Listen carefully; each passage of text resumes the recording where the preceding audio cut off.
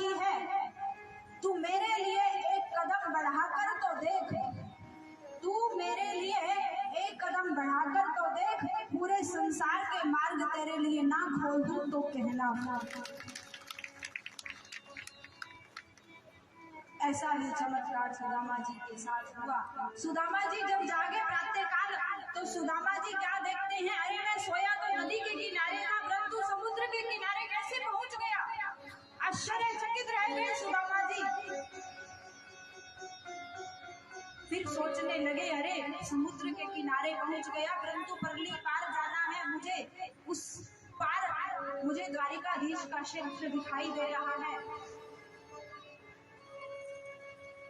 अनेक विपरीत परिस्थितियां, लोगों के ताने, अनेक रुकावटें जब सहन करता हुआ भी भक्त अपनी भक्ति मार्ग से नहीं हटता, तो मेरे ठाकुर चाहे दास का रूप बनाकर क्यों ना आना पड़े, अपने भक्त के लिए दास का रूप बनाकर भी आते हैं, अपने भक्त के लिए दास का रूप।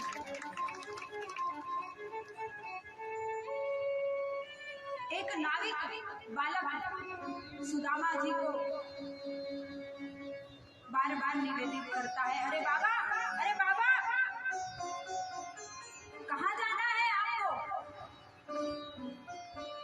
इतना सुंदर अनुपम बालक था जिसको देखकर सुदामा जी एकटक निहारते रह गए। अद्भुत वाणी में प्रकाश का मिठास थी। अब सुदामा जी सोचने लगे, आखिर ये बालक है कौन। तब तक बालक ने फिर पुकारा, बाबा, अरे ओ बाबा कहाँ जाना है आपको। बोले मुझे परली पार जाना है, पर मेरे पास कुछ है नहीं देने के लिए, उतराई नहीं है मेरे पास। अरे बाबा ये द्वारिकाधीश का क्षेत्र है, यहाँ जो एक बार आ जाता है उसे राधा रानी की कृपा से परली पार उतारा जाता है, उसे परली पार उतारा जाता है। सुदामा जी नाव में बैठे, चर्चा हो रही है और सुदामा जी अंत में द्वारिकाधीश के क्षेत्र में पहुंच भी गए। कई वक्तागण या कई स्थानों पर ऐसा झांकी के माध्यम से दिखाया जाता है कि द्वारपालों ने सुदामा जी को धक्के मारे, लेकिन कहीं भी भागवत जी में वर्णन नहीं मिलता, क्योंकि सुदामा जी एक कर्मकांडी ब्राह्मण थे।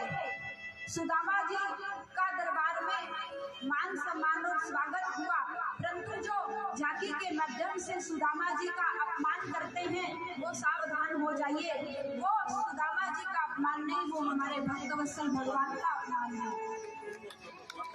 सुदामा जी जैसे ही द्वार पर पहुंचे, द्वारपालों ने सुदामा जी को बिठाया है, उन्हें पानी पिलाया और सुदामा जी से पूछने लगे कि आप कहाँ से आए हो, क्यों आए हो, किस कारण से आए हो। तब सुदामा जी के संदेश को लेकर जैसे ही द्वारिकाधीश के दरबार में हाजिर हुए और जैसे ही द्वारिकाधीश ने सुना कि सुदामा आया है, मेरे ठाकुर जी पीताम्बर छोड़ दिए, माला पीताम्बर टूट गई और ठाकुर जी का मुकुट छूट गया, हाँ सुदामा करते हुए सिंहासन छोड़कर द्वार की ओर चल पड़े और सुदामा को बस के अपने कंठ से लगा लिया। इतना रुदन किया, आज दोनों मित्रों की पीठ भीग गई। आज दोनों मित्र ऐसे मिल रहे हैं जैसे जन्मों के बाद मिल रहे हो।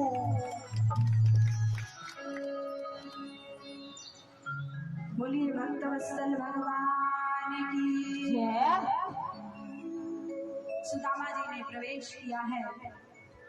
ठाकुर जी अपने मित्र को कंठ से लगाकर बहुत रोए और सुदामा जी भी बहुत रोए। सुदामा जी अपने मित्र को नहीं छोड़ना चाह रहे और ठाकुर जी भी अपने मित्र को नहीं छोड़ना चाह रहे। सुदामा जी पहले सिंहासन से नीचे बैठे, परंतु ठाकुर जी ने उठाकर अपने सिंहासन पर पधराया और सुदामा जी का भोजन